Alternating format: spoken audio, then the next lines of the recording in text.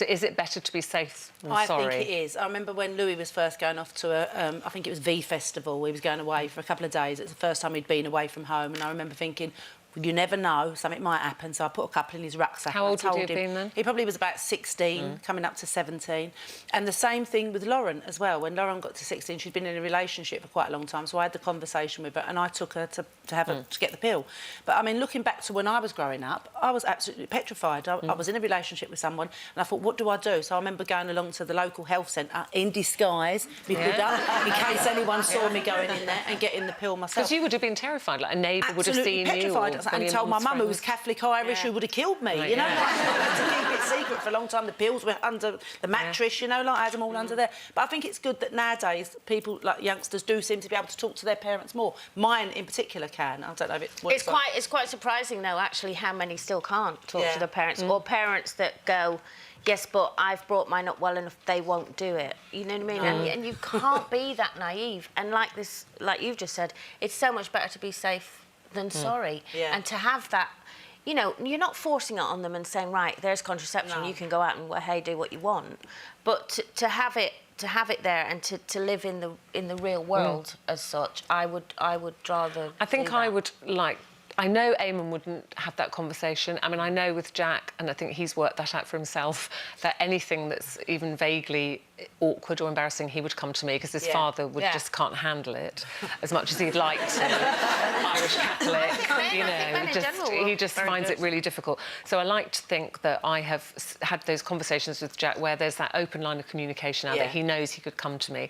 But I have got to that stage, he's about to turn 14, where I think, I don't know anymore. Things are running away with me a bit, you know, with social media and things, where I've always thought I'm on top of it, I'm keeping across it, you know, I'm quite a modern man, I'm up to date. Yeah. But you're not really. I think they know so much now. And you know what? The funny thing is, they do know everything, and I've always, you know, had that conversation. They learnt it at school, we discussed it at home.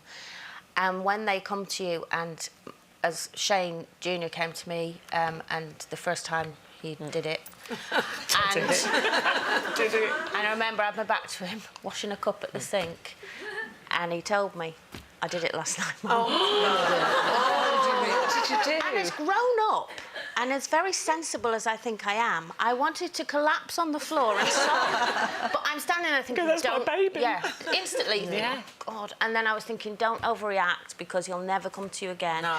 And as I went to take a breath and go, he went, yes, I did use contraception, because he knew that was going to be my first question. And we just discussed it.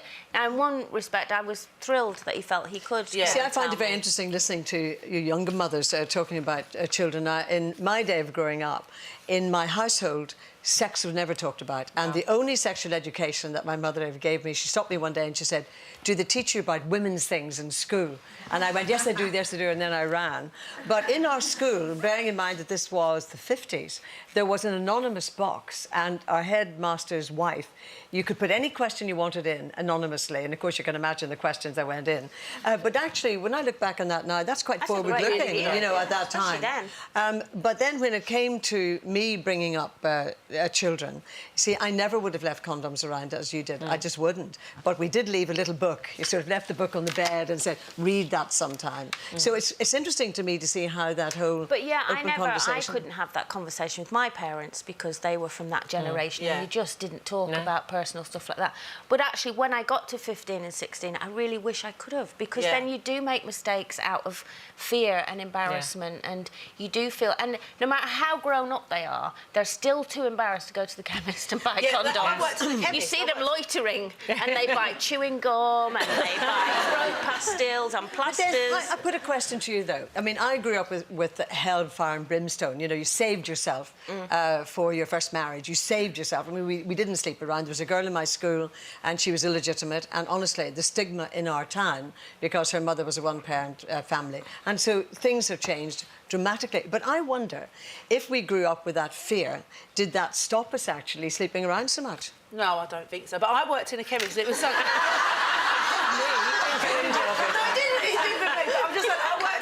place down Hoxton Market. It was a Saturday job down there, and the amount of young boys that used to come in and you see them loitering around, and as you said, picking up other things, and I go, "Can I help you?" And they go, "1 packet of free, please." And so it is embarrassing for them. So do you know what?